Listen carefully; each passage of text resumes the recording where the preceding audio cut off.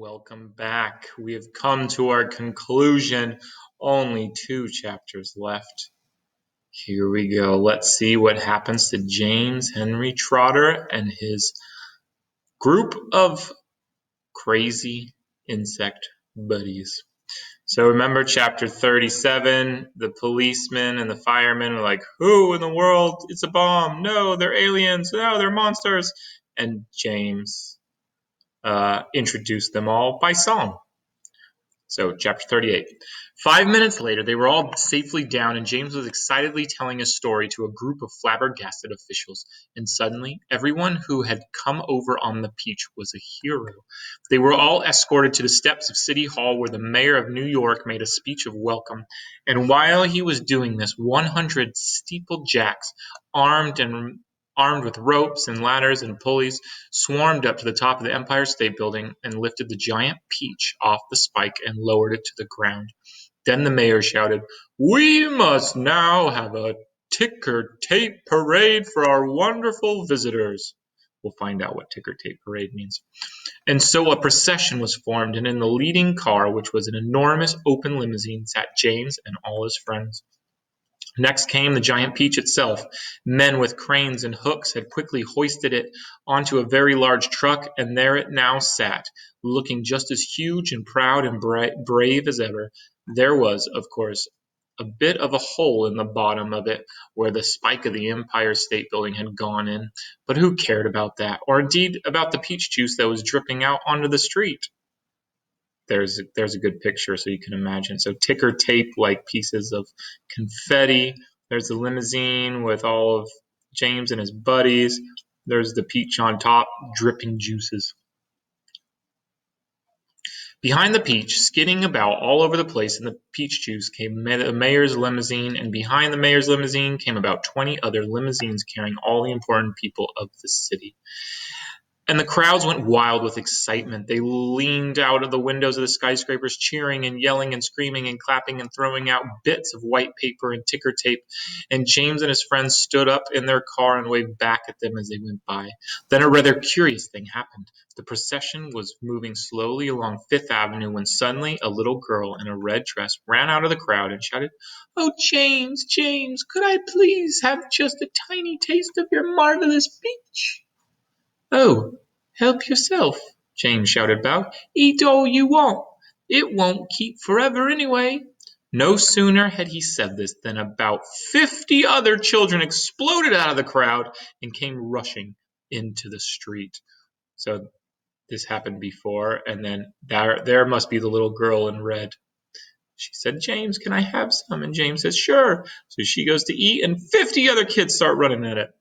"Can we have some too?" they cried. "Oh, of course you can. Everyone can have some," James answered. The children jumped up onto the truck and swarmed like ants all over the giant peach, eating and eating to their heart's content. And as the news of what was happening spread quickly from street to street, more and more boys and girls came running from all directions to join the feast. Soon there was a trail of children a mile long chasing after the peach as it proceeded slowly up Fifth Avenue. Really, it was a fantastic sight. To some people, it looked as though the Pied Piper of Hamelin had suddenly descended upon New York. And to James, who had never dreamed that there could be so many children as this in the world, it was the most marvelous thing that had ever happened. Think of how he's changed, how little James Henry Trotter has changed, sitting stuck inside of a house on a hill with his terrible aunts, seeing the ocean but never being able to leave. And now he's in New York City, a hero with tons of children to be friends with.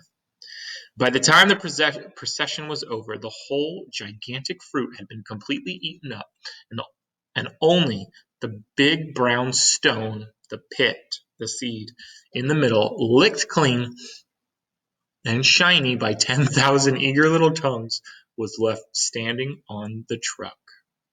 Last chapter, chapter 39. And thus the journey ended, but the travelers lived on. Every one of them became rich and successful in the new country. The centipede was made vice president in charge of sales of a high-class firm of boot and shoe manufacturers. The earthworm, with his lovely pink skin, was employed by a company that made women's face creams to speak commercials on television. So now he's talking about face cream on TV. The silkworm and Miss Spider, after they had both been taught to make nylon thread instead of silk, set up a factory together and made ropes for tight rope walkers. The glowworm became the light inside the torch of the Statue of Liberty and thus saved a grateful city from having to pay a huge electricity bill every year. The old green grasshopper became a member of the New York Symphony Orchestra, where his playing was greatly admired. The ladybug, who had been haunted all her life by the fear that her house was on fire and her children were all gone, married the head of the fire department and lived happily ever after. So she married the fire department. And as the enormous peach stone, it was set up permanently in a place of honor in Central Park and became a famous monument. But it was not only a famous monument, it was also a famous house. And inside the famous house, there lived a famous person.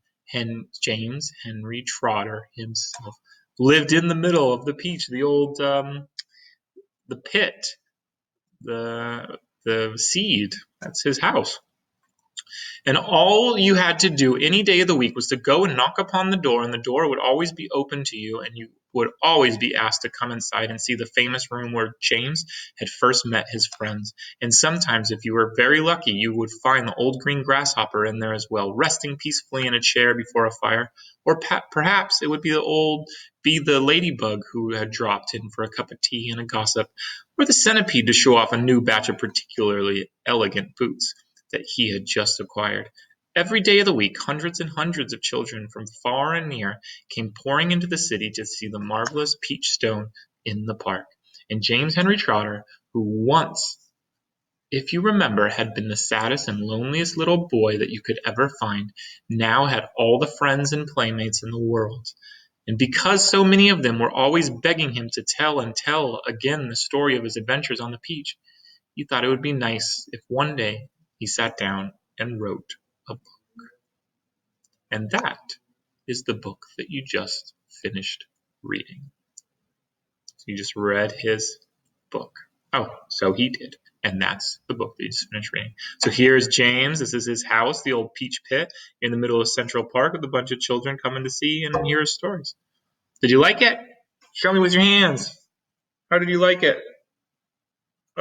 This much. This much. This much. Hope you enjoyed it. It was one of my favorites, one of my first Roald Dahl books I've ever read. And actually, I don't think I've read this since I was about 12 years old. So, no, not 12. I would have been about 10. So I haven't read this book since I was 10. I love it.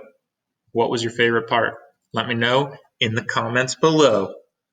See ya.